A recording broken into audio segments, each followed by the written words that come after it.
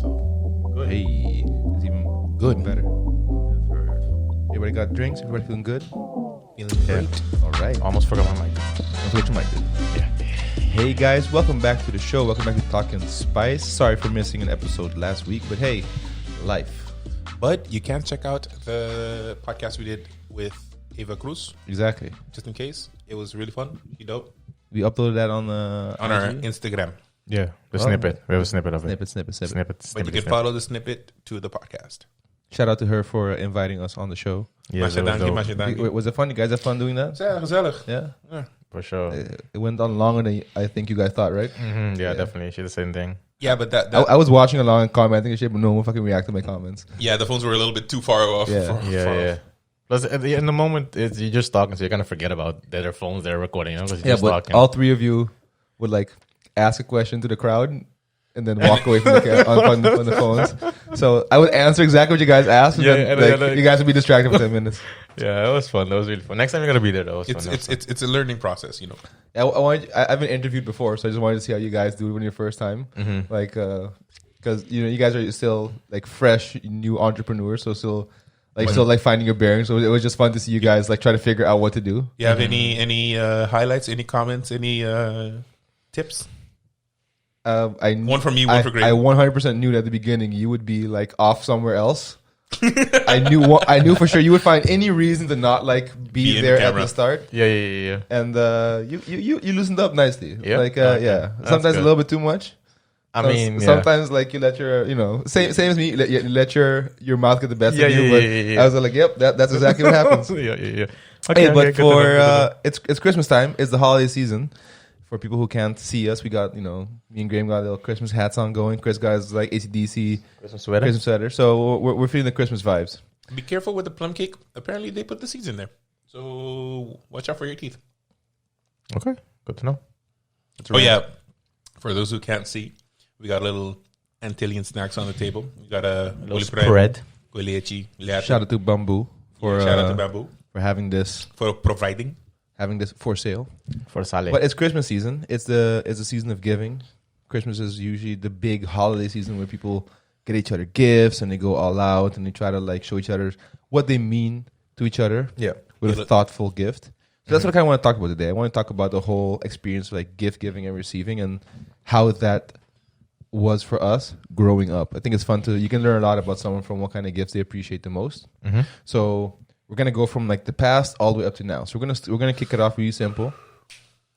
To make it a little bit more specific, we're gonna talk about the best gift you ever gotten, not gift you ever gotten before puberty. So like when you were a young kid. So like a young buck. a young buck. Okay. For me, it would be the PlayStation 2. PS2. Yeah. Okay. Yeah. Okay. Things But gonna I also specifically remember when we got it. It was on my birthday. paint a picture. Let's go. Yeah, I was on my birthday. We were at home.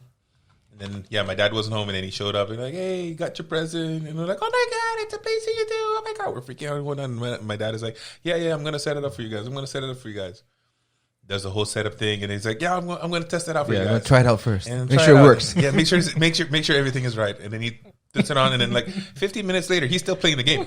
No, a while after. yeah, so. yeah. A while after. But what wasn't the PS3 what you got for your birthday? No, the PS2. Okay, cool, Yeah. cool. Yeah, so he was playing for a while to the point where me and Daryl were fed up and we're like, Ma, Dad is too, let us play.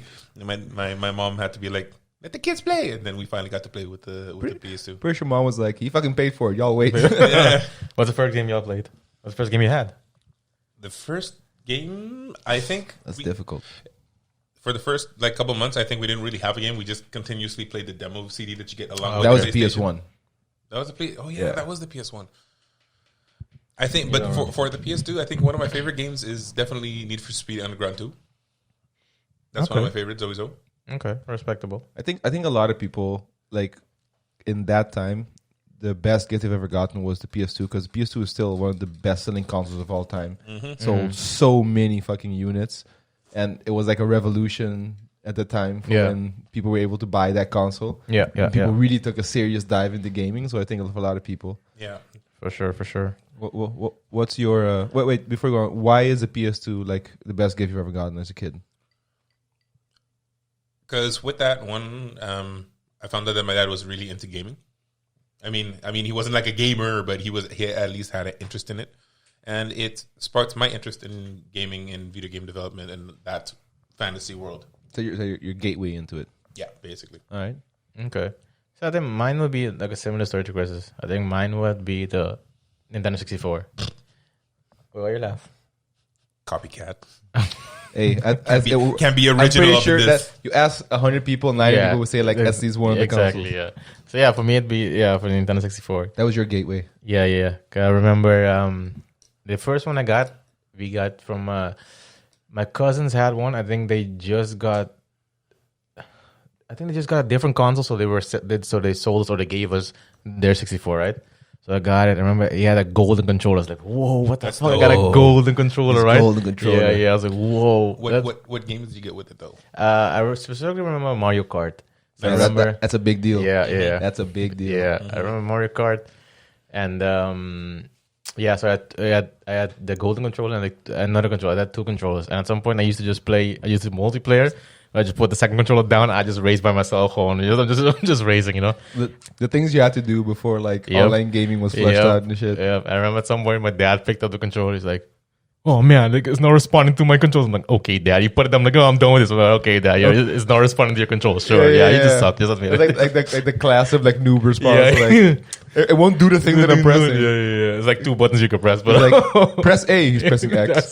That's why you had the hardcore gamers back in the day. They would take their own controllers because they don't trust the controllers. They didn't trust no one's controllers. Sure. Or you have the guy that gives you the broken. He has one good controller and one broken controller, and he gives you the broken controller. Hey, you know? look, if you come to my house, I'm getting a good controller. Go to your house, you're getting a good controller. Wow. That is how it is. You come to my house, I'm player one.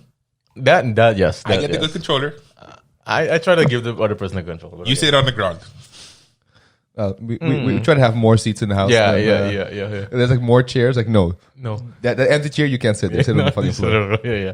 So it was definitely that, and I remember at some point our house got broken into. Oh no! shit. Yeah. And so we came home. So we're like, yo, what is it? Because we had the back door. We had Same house that I knew. No, it was one before that. Okay. It was one before that. In Sun Valley still, but it was one before that. And we had our back doors were like schuifdeuren. I don't know what you call it in English, but schuifdeuren. So they like jammed that open or whatever. So we came in, like shit was like the fridge was open, shit was tossed around, you know, when you're breaking typical shit. They left the fridge open? Yeah. Fucking assholes. Yeah, they monsters. drank us and shit. Really? Yeah, left it on the table and stuff. Yeah. Yeah, but I mean, all that shit can be replaced. But if you use your energy, that's gone. That's fucking monsters. Yeah, I don't think that's a priority for them. Yeah, that's These people are the scum of the world. So yeah. So yeah, they got. So I was like, yo, no, because I used to leave my my 64 just in the living room. We had the living room TV. I didn't have a TV in my room back in the day. So I was in the living room. I was like, what the fuck? My shit is gone. I got freaked out. I was like, yo, my 64 is gone, right? So I was fucking sad. Anyway, they sold you 64. yeah, the 64, yeah. With the golden fucking controller and everything. No? Animals. Yeah, bro. Yeah. You just ruin a kid's fucking. I was devastated, right? So and then it's of course then, Devastated. Yeah, I was devastated. It's my 64, right? It's my baby. What, were you also shook up that you got robbed? Yeah, of course. But that passed quickly. There's more to 64. I was like, oh, where the fuck is my 64? I don't care about this other stuff. Where's my 64 at? Priorities, man. Priorities. Fuck the fridge. Fuck the fridge. I don't. What is energy? That's not real. But yeah, the 64 is real. I can touch that, you know. So I was gone, and then after a while, my parents bought me a new one. But I didn't have the gold controller, so it was never the same. It was of course, it's value appreciated, but it was never the same because I never had the gold controller, you know. You could feel the difference. Yeah. And then they got me at some point they got me there was a Star Wars racing game, so with all the little Pod racer. Yeah, with the pod racers. Yeah. So they got me that. That was fun. So I was just playing that a lot. And yeah, like the same as Chris, it was just my gateway into gaming. It opened my world. It was my first like home console I had, you know. So it just introduced me to gaming, and Here we are, like what, 20 years later, and still. Exactly, yeah, I still at it, right? So yeah, it's how I got hooked. Yeah. So that for me that's really near and dear heart in my place. The N64 I got from my parents. Or Mine's the same, except I'm gonna go back a little bit further. Mm-hmm. Like when we got the PS1, Mm-hmm. that to me was like, from that day on, I knew, okay, PlayStation, I'm hooked. Yeah.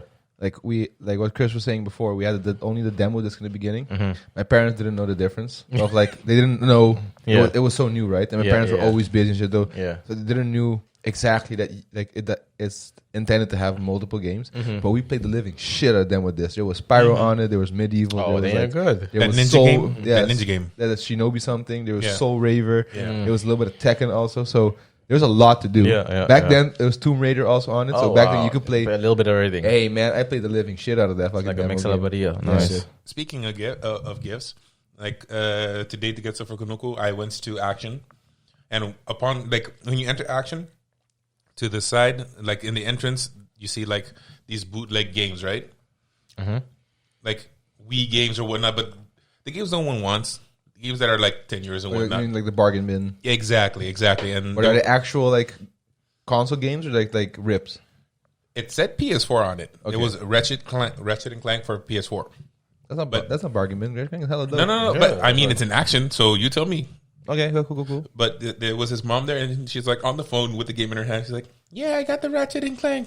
You have that, right? Yeah, it's PS4, not Wii. No, it's not the Switch." No. And that made me think of like our parents from back in our day.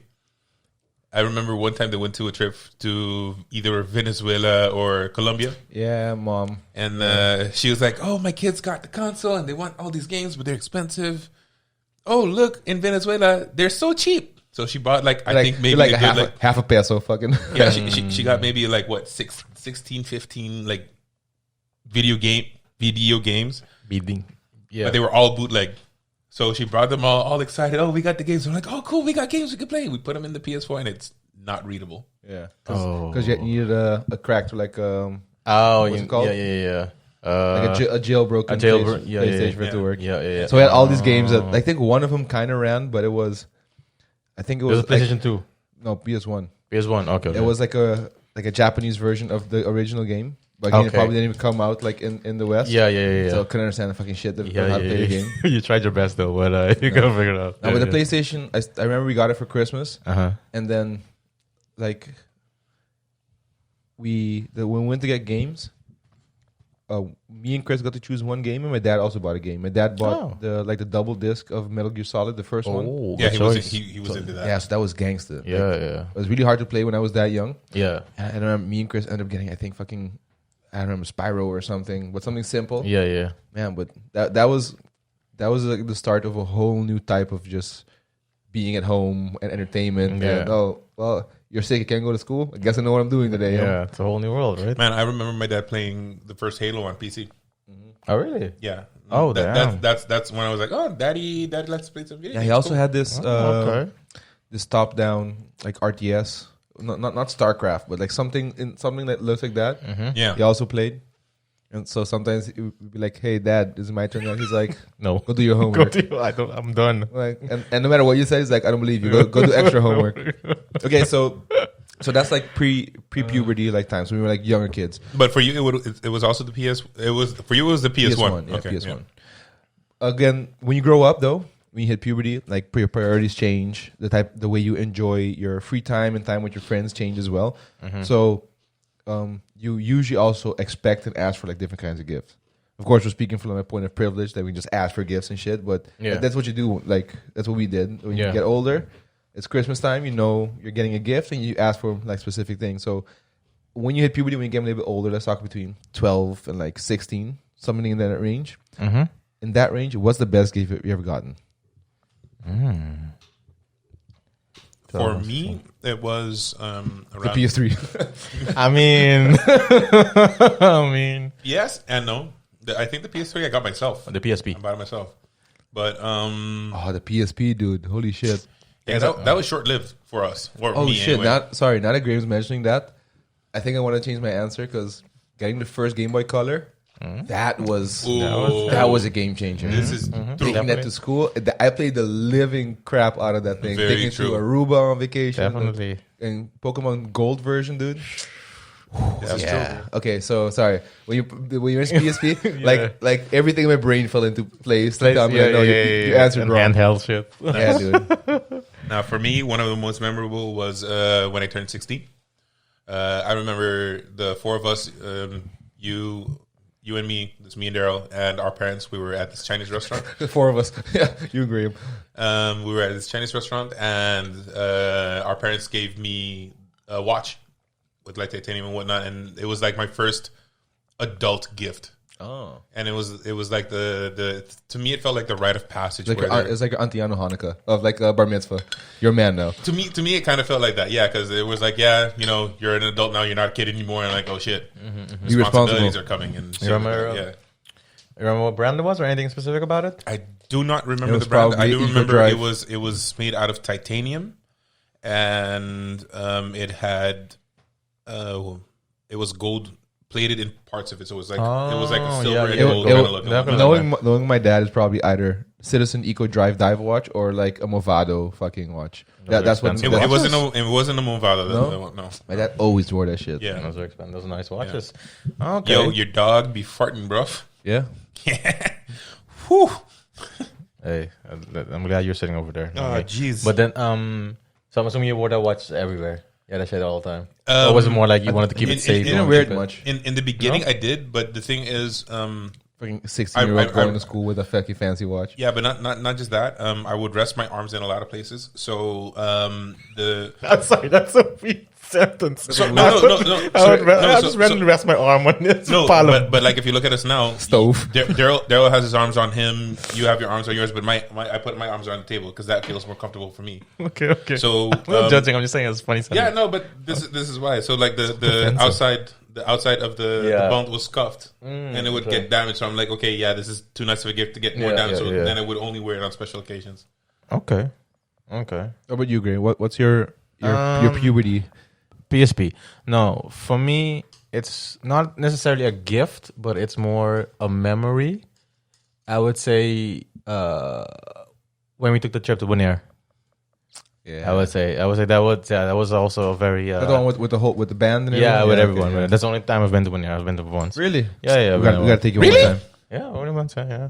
So But- Aruba. I've only been to Aruba once. But I love how like when our friends go to Bonaire, we always show them like a really great time. So yeah, that was So yeah, we were. There was a bunch of us. Right? We all went to Bonaire. We stayed at the hotel that we thought.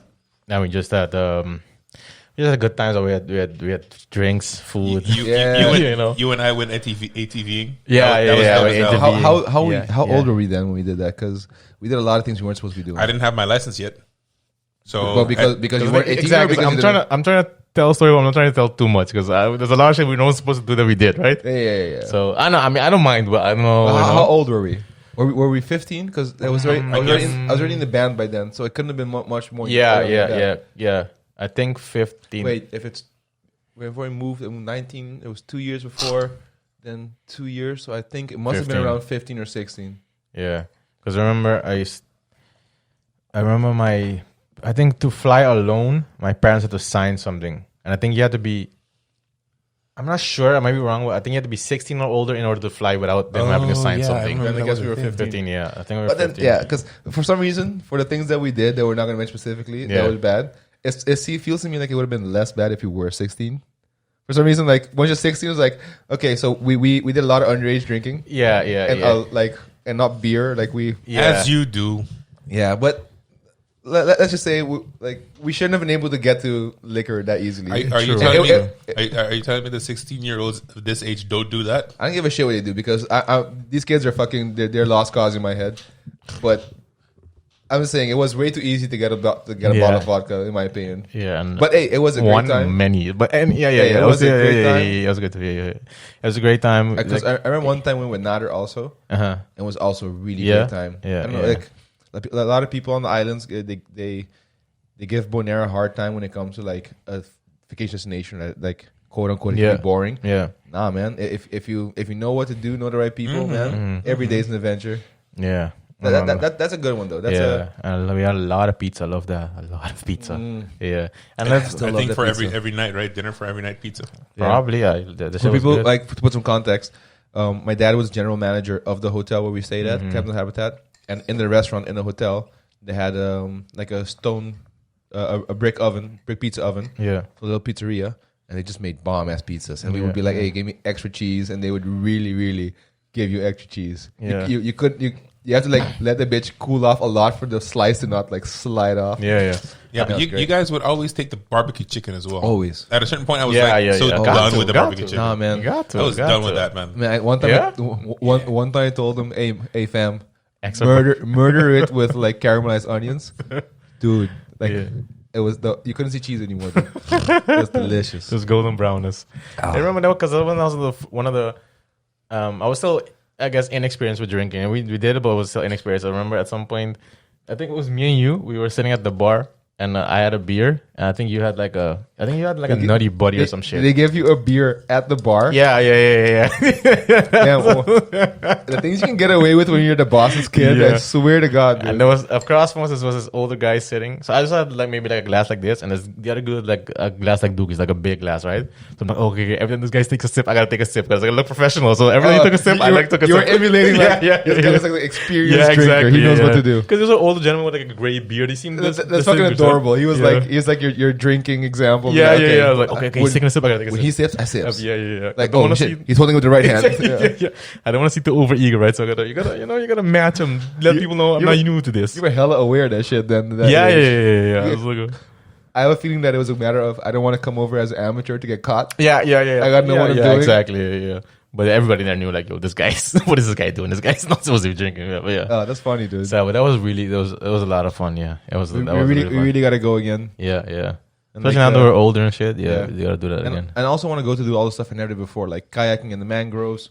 Never did. Kite surfing. Never did. Yeah, that seems Like fun. hiking in the national park. Never did. One thing I want to do is I want to go diving, but via the boat. Because I always like go pier diving. from the pier, but I want to take a boat dive. Have you ever went diving before? No. Do you like snorkeling? Are you into it? I like snorkeling, but Because some people are afraid of like the whole being underwater thing. I mean, I don't think so. I've never done it, so maybe once I'm down there, I'm scared. Fucking but panic. Yeah, Fucking look up exactly. like, oh my God. I mean, I like snorkeling, so like, yeah. All right. Jake recently came back from Curacao and like he went to dive for the first time as well, but he was like very iffy about it. When like after his dive, me and him were talking, and then he calls me like, "Dude, why have I never done this before?" I'm like, I know, It's fucking amazing. I know. It's Yeah. really it's one of those things that I equate it to like skydiving. You don't understand what it means like to be in that environment until you are. Yeah. To be floating and to have like 10 meters above you, 5 meters under you, and you're just in this huge space. Yeah. It's basically like being in an alien planet. It's fucking Yeah. crazy. Oh, that's one. Before we move on, that's one thing. Also, never forget is what's that? Is it Playa Sorobong, the beach where you keep walking and walking and walking and walking? Is that what it's called? So Sorobong. that I've never experienced anything like that. So I'm walking. I'm like, yo, fam, what the fuck is this ending? I keep walking. I keep walking. At some point, I turn back. I just can't even see anyone. I'm like, yo, I gotta go back. And you can't swim. You gotta walk back, right? Yeah. You could swim, but it's awkward. Yeah, it's awkward. You gotta do what we do. Like we swim and then we just keep pushing off the water. So we're doing like this stupid. Oh, dolphin okay, thing. okay. Yeah, but I've never experienced anything but like that. So I'm I like, what the? I tell people that too here.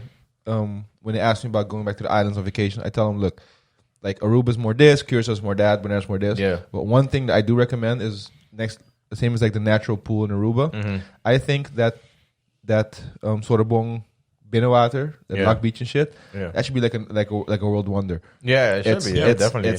I mean, like It's yards and yards of just clear water, and once you get to the edge, also it's like I guess a meter and something worth of water up to your waist. Yeah. And then there's a wave break, and then it's like open ocean. a You drop. know? You know? Yeah, it's I like never got that literally far, like no. I'm safe, death. You Death, know, yeah, so yeah, it's a beautiful sight. It's Okay. it's like nothing I've ever seen before. Yeah, for those of you who don't know what we're talking about a specific area on Bonaire. You can Google it. It's beautiful. It's kind of like a really big closed off lagoon, but then the water is super clear and it stays only about like a meter deep. So it's a perfect place for windsurfing. A lot of like the best windsurfers like go there to practice their craft. Yeah. It's amazing. Man, you bring that up. Sorobong feels like a gift. Like that you're able to like go there and experience that kind of nature. Yeah, that's crazy. It's such and the fresh air and the sand and the vibes, and when you're at Jibe City or like the windsurf shop, everything is just like time is moving a little bit slower. Yeah. Everything is cool. You do a More little relaxed, you know? Ah, man. Yeah, because I was like, there's got to be an end to this, but I kept Nah, walking dude. and walking and walking. Did you walk towards the wave break or towards Lock? Or did you go like straight to open ocean, or did you walk left? No, I went straight. Yeah, But then at some point I was like, yo, I got to walk back, so I'm going back. I'm not going to go all the yeah. way, you know? No. I gotta walk back. That slightly ties into like my best gift I've ever gotten. I think when Dad got us the 2 kayaks. Yeah. Okay. When Dad got us like 2 ocean kayaks, like we've thrown Yeah, parts yeah. we can hide in there. A lot of shit. Yeah. But that to me was like getting the kayak seemed like not just it's only fun to kayak, but it was also a trust and responsibility. Because my dad got us the kayaks and we were allowed to just go kayak in Spaanse water. Like I went often just like off the beaten path, and I went away where mom and dad couldn't see us. Yeah. I would go there also. When I was a little bit older, I would go by myself the weekend highs. Just go And kayak. not by yourself. And then I would take friends. I would take my girlfriend at the time. Just go kayak.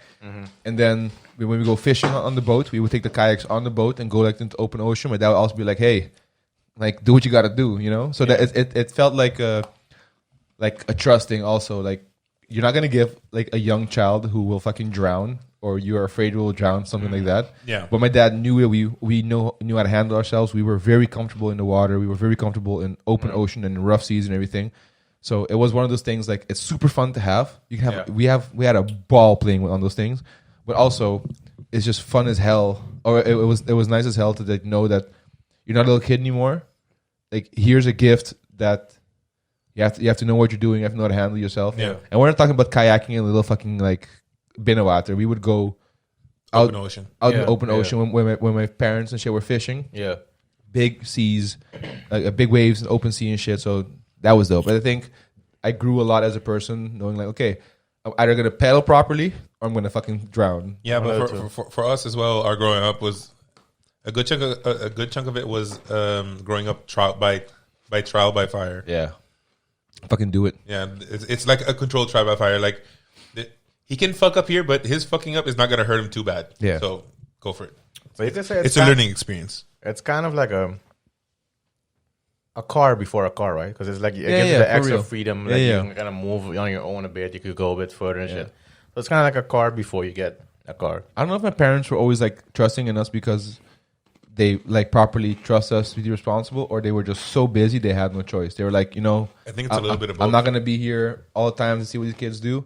I just gotta hope that they do the right thing. But they were just like, my dad was a 100% workaholic, addicted to work for sure, and my mom had to follow suit also. So it was probably a lot of, you know, hey, we can't be around them a lot anyway. We gotta work. We got shit to do. We gotta grind. So How old were PlayStation. Graham? How old were you when 6,000. you learned how to do laundry? When I got here, so 20. Really? Yeah. We learned when we were like what, 16, 15? yeah, but we had to because our folks popped over. Like we Yeah, were, no, we were home but alone that's a what I lot. mean. But I think Graham is more the standard than we are. But that's why I think it's so weird. Like for me, it's dope that at 16 I can wash my own clothes. Whereas, like, you know, you guys come here and then you have to learn it because you had no experience before. I remember a little bit earlier because it's not that difficult. You adapt. we did karate, so I would wear it also at home when I was practicing, and I would make it really dirty and sweaty and shit. So I told my mom like, "Hey, I gotta go to class. In 2 days. Can you wash it?" She was like, "I've been watching that. You wash it yourself." Yeah, so I had to yeah, learn. So I remember one time I put way too much fucking like what's it called? Detergent Yeah. in it with just my gi. So just my uniform. I put like fucking 4 scoops. I don't know why. I just kept scooping. The more the cleaner, no? Dude, I had a really good workout. Can't put extra. man, hey, the soap was coming out of every orifice of that fucking washing machine. Yeah, so I was. Oh, it's like one of those movie scenes where it just the soap the soot just comes out of every part. there are 2 plants that died because I know like the soap like flooded and Yeah, soaked yeah. into it and it killed it. I like after my I think my parents knew. I just fucking pulled the shit out of the fucking floor and like threw it away. I was a really asshole kid. I was unintentionally like sometimes like a bad kid. But Sometimes. so we covered the gift when you were really young, the gift when you're a little bit older. Now let's talk about more that 20 to 30 range. Like when you're basically you are an adult. I'm saying it that way because I don't consider most people now who are 20 per se very adult. Yeah. Well, for us, I was definitely there. I think you guys were there too. What's the best gift you've gotten then? Because you're a student, you're away from your folks. The circumstances are different. You're not always home for Christmas, or even if you are home for Christmas, your parents haven't been around you 24/7 like before. They don't know exactly what you would like. It's more of we'll see when we get there thing. So the whole dynamic of gift giving, especially with your parents, your primary gift givers, it kind of changes because you're an adult now. You're studying. Sometimes just the flight, for example, over to the islands. That's where you kind of like your gift and shit. So are we talking about gifts we receive or give? Receive. Okay. So in the recent past, let's say the last 5 to 10 years, what's the best gift you've ever given? Doesn't have to be from your parents, but something that really stuck with you. What's the best thing you've ever gotten? For me, again, it's not necessarily a gift, and like piggyback of what I said, of your point, it's more the gift of freedom, I guess. Because when you're still living on the islands, most of us still live with our parents, right? So as you get older, so let's say you're 17, 18, yeah, you can do more stuff, but you're still under their rules, you're still under their house, so it's their rules, right? So you still got stuff you gotta abide by that, they enforce. Which is normal. Yeah, and of course. But then once you get here, you're basically on your own, right? So you gotta learn everything. You're totally free, and you gotta learn to maneuver and live life on your own. So it's also you're talking about moving here to study? Yeah. I guess so, but it's just that part. But I think it's mostly the freedom that comes with that. So that to you feels like a gift you've gotten. Yeah. Oh, okay. Yeah. Wow, that's a nice way to look at it. Yeah, because it's more like and it's also it's a freedom, and it's also the gift of I guess it sounds weird, but the gift of responsibilities and like the gift of what's the other thing? Fuck, I forgot. I was gonna say you got it. Yeah, no, I was like experiencing life, so going through the good and the bad, right? So you get to, because I've made a lot of mistakes here, right? But you learn from those, and you adapt and you go on. So it sounds like what you're saying is the gift is Not having your hand held. you actually becoming the person that you're supposed to be. Yeah, exactly. It's kind of like you've given a whole new life, actually. Yeah, true. Compared to when you live with your parents. Because It's it is a huge difference. Yeah. I mean, basically, as soon as you move out of your folks' house, I mean, the way we do, because you grow up until about you're 17, 18, you're done with school, and you move here. Yeah. So it's really like that one life ends, and then a new one and begins. it's a complete turnaround. Yeah. It's completely different. Exactly. There's no similarities from back home, so you really have to be reborn and do new stuff. And you notice that because a lot of people who try to stick to the old ways, or that sounds so Game of Thrones, but people who try to that refuse to adapt quick enough or refuse to assimilate fast enough, you notice that they struggle hard for finding a place here. To the point where they have to go back. Yeah, a lot of people they make, in my opinion, they just make the wrong choices, and then they end up being here and then being miserable because I miss home. Yeah, of course you miss home because you're never given here a proper chance, and then you end up going back. Yeah, that might not always be the best choice. Yeah, so it's definitely just a gift of a new perspective on life, of actually going through life as a human being on your own, just experiencing it, just taking the good and deep with it. Yeah, but I guess for you, that's also there might be a much bigger contrast because up until that point, your house ecosystem was always the way it was. Yeah. Yeah, so like up until you moved when you were 19, toch? 20. Yeah. So you were always in you were in the same echo chamber until then. So there was no need for that. Yeah, exactly. I think for me and Chris, I wouldn't see from your perspective that easily because, my dad got sick. Yeah. And they moved to Holland and stuff. So we had to grow up real quick. We had to grow up real quick. So we felt what you felt earlier on out of obligation more than out of opportunity. Yeah. But I really like the way you look at it though. I think a lot of people could benefit from looking at it from that perspective also. Yeah, because it's just you get to experience life, and you get to, like I said, you get the good and the bad. You learn, and you just adapt, you move on. You grab the advice from the bad and you try to adapt it to the good and get something positive out of every situation, and you just learn how to live life basically, Yeah. So I think that's the best gift I've gotten in my 20 to 30s, I would say. Damn, Graham going deep with it. Graham going all philosophical on us. I mean, yeah. Trying to fucking... I'm a PlayStation 4. I'm a PlayStation 4. There you go. Yeah, there it is. If anyone wants to give me the PS5, I'm still waiting, Hey, let's find you a sugar mom. Great. Chris, what about you? Yeah, I'm a jump in the same pool with Graham. Just not original as copycat. just a little bit in deep end. For me, so growing up, I was always working. When I moved here to the Netherlands as well, I was studying and working at the same time. So I went, since I moved here, I went about 7 years without any vacation whatsoever. So it's always work, work, work, work.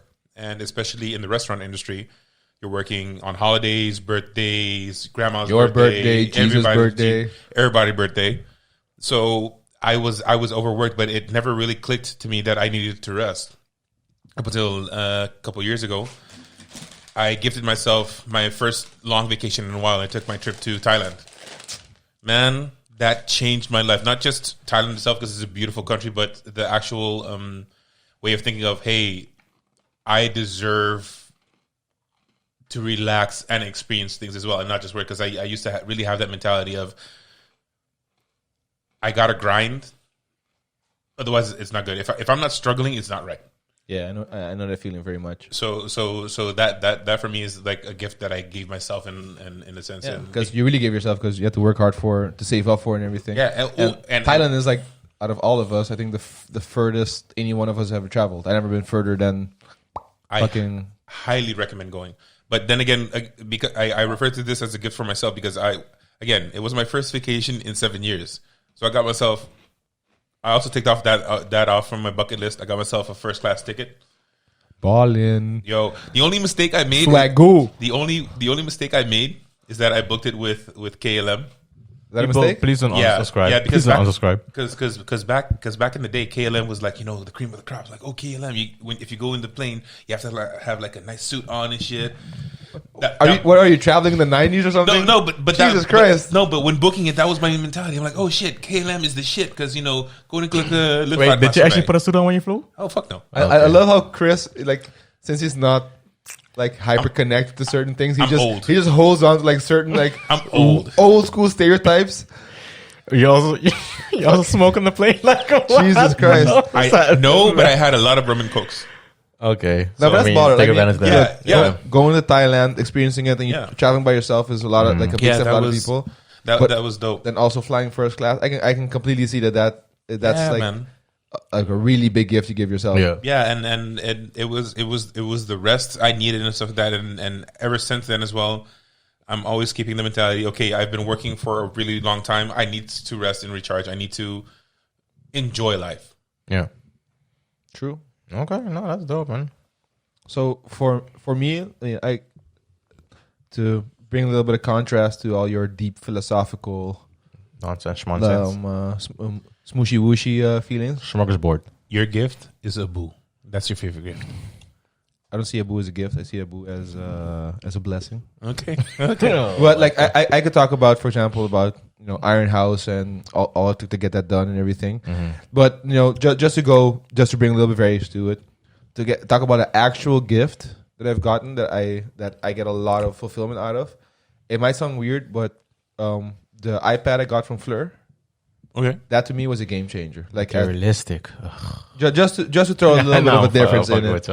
But like for me, having like again Iron House and starting Kunuku and all the different projects I have, I used to have like an agenda and a notebook. I would write stuff in and everything. Yeah. And like for me, being properly organized is hard because I'm all over the place. My mind just in my head, I feel like it goes 1,000 miles an hour. Yeah. But the iPad, for some reason, having one object where I can write on and edit photos on and Do draw, everything.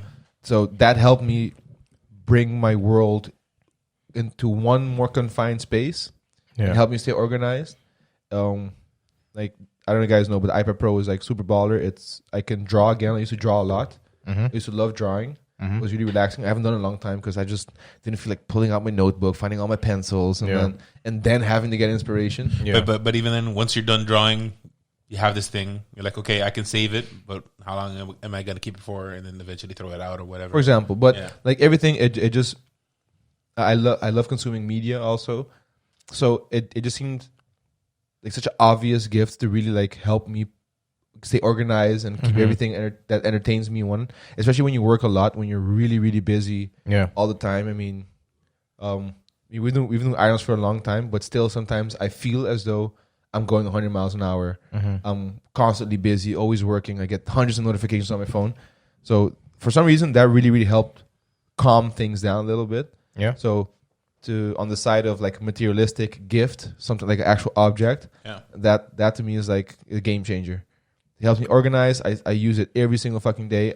If I don't have to take my laptop to work or take it out of my bag, I'll just do everything on my iPad, write shit down. I can get a lot more stuff done, a lot more organized. Yeah. So that's kind of for me now, the gift that keeps on giving. It's really like it helps me stay productive. If we're talking material things, then one of my favorites ones is actually one that I got here from my Dutch friends. It was my first professional Wusthof chef's knife. It's one of my favorite knives. It's the one that for me, I got it right after I finished my culinary school and whatnot. That was my mark of like, okay, I'm a serious chef. It's real now. I made it. No games. Yeah. Started from the bottom. Now we're here. Exactly. Still use it till this day? Of course. Yeah. That's good. Never brought it here for us to fucking play with it. Because y'all motherfuckers fuck up knives. I'd like to throw it at the wall. See how we just put it out into the world? Yeah. That's not true. No. See, Chris just throws stuff out into the world. We know to put it in the dishwasher when we're done. I'm gonna fucking slap you. All right, before we wrap up, wrap it up. just bring it a little bit together. So we talked about the gifts we've gotten.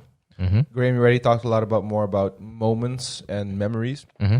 But I'd like to finish up with, in your whole life, building up to this moment, a life lesson, a fundamental life lesson could also be like a gift because it could change your perspective in the world. It could give you some houvast.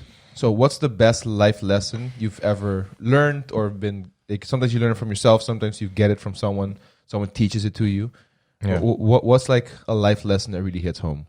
That for you sticks to your ribs? Let me see. A life lesson that sticks to my ribs. Chris? Nothing in life is permanent. Yeah. That's the life lesson I've learned in all its ways. So it could be that things change, things end and whatnot. Nothing in life is permanent. And with that being said, it gave... I have the holding that I enjoy things as they come. And if they have to stop, if they have to go, I accept it for what it is. I enjoyed the journey I had with whatever happened. And then I'll let it go and then move on to the next thing. Because That's a good one. yeah. I like that. Yeah. I feel that. For me, I think yes, kind of similar to Chris is it's very cliche, but it's true. It's time is the most valuable thing we have, right? True. So it's There's one thing you can't get back. Exactly. So it's you gotta the thing is you gotta spend it wisely. But I don't think it's if you waste some of it, I don't think it's a bad thing either. It's a part of life. Sometimes you just want to waste some time. Sometimes you just waste some time. So if it can even be called a waste, maybe it's not even a waste. Exactly, it depends how you look at it, I guess, But yeah, you just gotta, especially just with the time, spend it with the people you love the most, value them, cherish them, and just try to make the most of the time you have here because there's a finite amount of time. But don't feel too bad if you waste some time or if you feel like, oh, I'm spending some time on shit that isn't too important or too whatever. Don't feel too bad about it. It's part of life, I've heard someone once say, find the strength to see time as never wasted, always used. That's one way. That's definitely a good way of looking at it. You could see something as, I wasted time. Yeah. But that's a choice in my opinion. That to me, it's a cop-out. Have the strength to see, okay, what did I learn from this, or what can I take from it? What's the takeaway? So it's only a waste if you call it that, if you call it in your head. True. Yeah, true. It really depends how you look at it. But yeah, just try to make the most out of your time you have here and fucking enjoy life because you only live once. So do you think you do that? Yeah, I think so. Yeah. Do you live that also? Yeah, I think so. I'm getting better at it. I'm not there yet to where it's like picture perfect or whatever, but I'm definitely getting better. And especially now with Kunugu, I have less time to divide amongst more things. So I gotta balance things out and specific. See. Yeah, be specific with what's time I spend where with just my action with work with Kunuku. We're just relaxing. We're just hanging out with the boys with whatever it is I do. I just gotta try to plan it a bit more. But I'm slowly but surely I'm getting there though. So cool. That's a good one. Both very good ones. What about you? For me, I have a hard time choosing between two things because one is one I've always learned and always took to heart, and one name both. So the first one is if you're gonna do something, do it right. Mm-hmm. That's what my dad always taught us. Mm-hmm. If it's worth doing it right. Yeah. If you have to walk through shit anyway, might as well walk through it properly. Yeah. If you have to build a house, build when it doesn't fall down. Yeah. So if you're gonna do something, do it right. It's worth putting in the effort. Mm-hmm. It's worth stepping up and swallowing your pride or cutting your loss and just doing it. Yeah. and not pouting and being like, okay, I'll just do my bare minimum. Mm-hmm. Means sometimes that's strategic, but that's not what this quote actually means. Is, you know, if you're gonna put yourself out there, you might as well give it a real effort. Yeah. Don't half-ass it if you don't have to. Yeah. And the second one that I taught myself, which is to me, Do you feel like you apply that, by the way? yeah, Yeah. for sure. For the things that matter for me, definitely. Like You never have any moments where like, I don't feel like giving it my all right now. oh, for sure. But then it's strategic. That's something I know. The end result of this is not of value to me. It's something I have to do. For example, like with school, there's certain subjects that were just dog shit subjects. I know. But even then, wouldn't then your dad's advice be to still give it your all, even though it's... But so giving him it all would be to make sure I get a 6 for that, so I can spend more time on the one that matters, that will pay out in the future, and I get more grades there. Or, you know, so that way. Okay, yeah. So okay, you can look at it like that. it's relative to everyone that way. So Okay. you could apply it to any situation, and then there's always a balance. There's a finite amount. If you take something from somewhere, if I get something from here, it's because I took it away from somewhere else, right? Okay. And the second one I taught myself is one that to me is like, it's almost my life mantra. Like I'm like 2 steps away from like tattooing it on my fucking chest. Well, I'm not gonna do, but that's what I'm saying. It really connects to me. Is a rising tide raises all ships. That to me is like the pinnacle of like how I see my life and how I see my purpose and how everything I want to do. A rising tide raises all ships means that we can work hard for each other. We can achieve together. I don't believe in a selfish society. We can serve each other in a way. We can help each other out. Your win can be my win. Yeah. I don't have to feel like I've lost because you're gotten better. If you win the fucking lottery, it doesn't take anything from me. Yeah. I can be happy for you. I can support you. I can cheer you on and not feel at all like something's been stolen from me. I can work hard and create something and then want to help raise you guys up, or I don't have to feel like your success raising me up is charity or anything like that, you know? So we're in this together. We're part of society for a reason. No one can be truly individualistic. So we might as, and we come from a small island. So we should want everyone to succeed.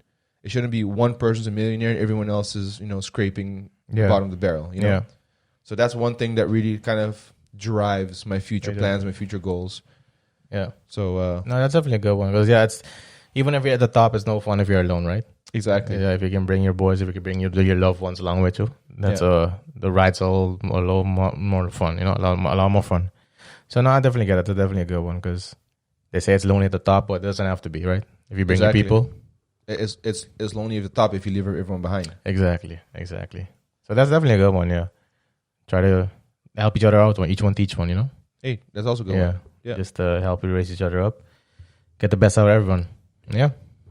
Cool, guys. Well, thank you for listening.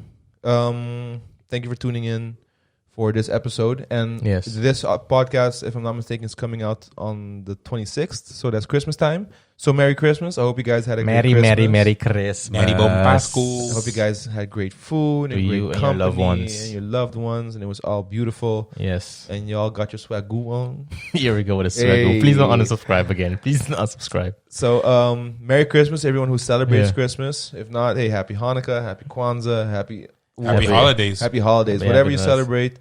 If you have opportunity to be with people you love, enjoy a moment. Cheers to that. And let us know what is the best gift you guys have gotten in life. Best gift and best life lesson. What's your and tell us a fun Christmas story, like a fun Christmas memory. I always don't read those. A fun Christmas memory, you know? True. So let us know. Let us know. Yeah. Thanks for watching. Thanks for listening. Please subscribe. Like the video if you're watching on YouTube. Subscribe to the podcast if you're listening to it on your favorite podcast platform. Yes. Follow our Instagram on Talkin Spices. Yes. And cheers to you. Talkin Spice up and now. Yes, sir. We good? We good. Peace.